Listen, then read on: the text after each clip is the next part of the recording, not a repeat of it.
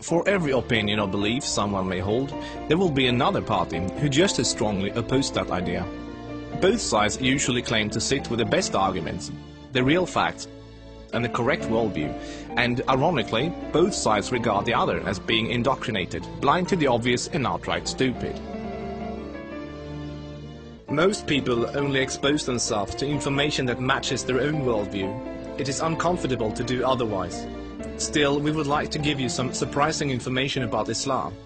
We also urge you to look further than only mainstream media, and if you can find the time for it, read the Quran yourself. To get you started, we'd like to present you 3 things you probably did not know about Islam. 1. Islam has not been hijacked. That Islam has been hijacked is what non-Muslims naturally assume, because they assume all religions are the same. The reason non-Muslims are so easily confused is that most of us don't realize the difference between the Quran and every other religious book we are familiar with. The Christian Bible is a collection of writings from various authors, written sometimes hundreds of years apart, with parables, advice and dreams, all collected together into one book. Same with the Jewish Torah. Even those of us in the West, who are neither Christians nor Jews, are still familiar enough with these religions to know this much, and therefore we assume the same is true for the Quran. But the Quran is only one book written by one man in his own lifetime. It is meant to be taken literally, and it is not full of symbolism or vague analogies. It is mostly direct commands. Of course, the Quran contains contradictory statements, just like other religious books. But the Quran itself provides the reader with a way to know what to do with the contradictions. It's explained in the Quran that if you have 2 passages that contradict each other, the one written later supersedes the one written earlier.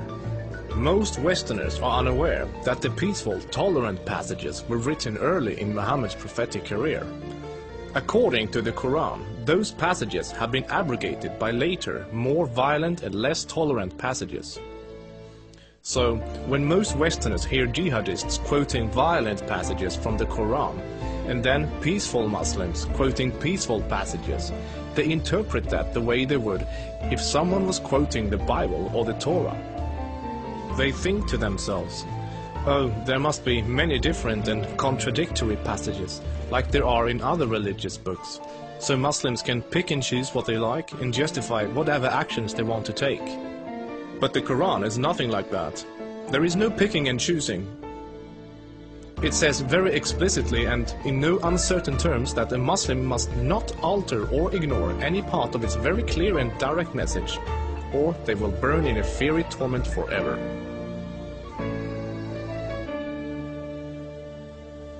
Two. Striving to institute worldwide Sharia law is a religious duty. Many people don't realize how politically oriented Islam is at its core. In fact, Islam is less of a religion than it is a religious ideology. It includes a mandatory and highly specific legal and political plan for the whole society, Sharia. There is no separation between the religious and the political in Islam. Rather, Islam and Sharia constitute a totalitarian means of ordering society at every level, including ritual worship, transactions and contracts, morals and manners, beliefs and punishments. In the Quran, Allah makes it clear that man-made governments, such as a democracy, and free speech, such as criticizing the Quran, are abominations and must be eliminated. The modern expression creeping Sharia is used to describe the slow, deliberate and methodical advance of Islamic law in non-Muslim countries. Official Sharia courts already operate in the UK, handling cases ranging from divorce and financial disputes to domestic violence. Attempts to introduce Sharia in the legal system in Germany, Sweden and other European countries are ongoing. While Sharia already has a foot in our door in the matter of minor disputes like inheritance and domestic violence, it should concern you that Sharia commands that drinkers and gamblers should be whipped, allows husbands to hit their wives, allows an injured plaintiff to exact legal revenge, literally an eye for an eye, commands that a thief must have a hand cut off, commands that homosexuals must be executed, orders unmarried fornicators to be whipped and adulterers to be stoned to death, orders death for both Muslim and non-Muslim critics of Muhammad, the Quran and even Sharia itself, orders apostates to be killed, commands offensive, aggressive and unjust jihad. As written in the Quran, Sharia is the law of Allah. Any other form of government is a sin. It is the duty of every Muslim to keep striving until all governments have been converted to Sharia law.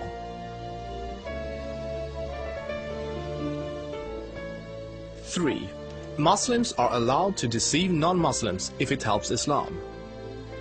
For non-Muslims, this principle, called taqiyya, is another surprising concept of Islam.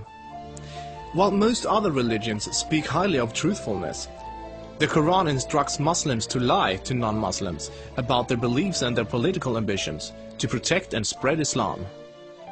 There are many examples of today's Islamic leaders saying one thing in English for the Western press and then saying something entirely different to their own followers in Arabic a few days later.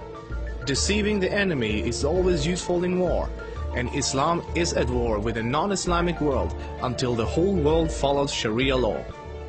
All non-Muslims living in non-Islamic states are therefore enemies. So deceiving Westerners is totally acceptable, even encouraged, if it can forward the goals of the spread of Islam.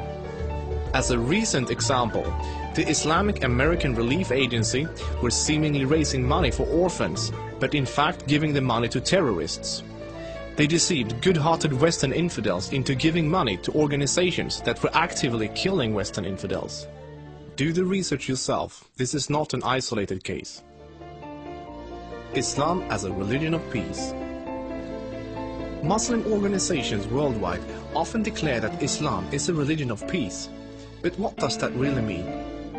It seems easy for a Muslim to quote a peaceful verse from the early parts of the Quran, while, by following the principle of taqiyya, neglecting to mention the fact that it has been officially abrogated by later, more violent verses. According to the Quran, the world will be at peace only when Islam and Sharia reign in every country, and never until then. This is why every Muslim can truthfully say that Islam is a religion of peace. If any of these points took you by surprise, then there is surely much more you still don't know. This subject will affect you in the near future, so take the chance to inform yourself now before it does.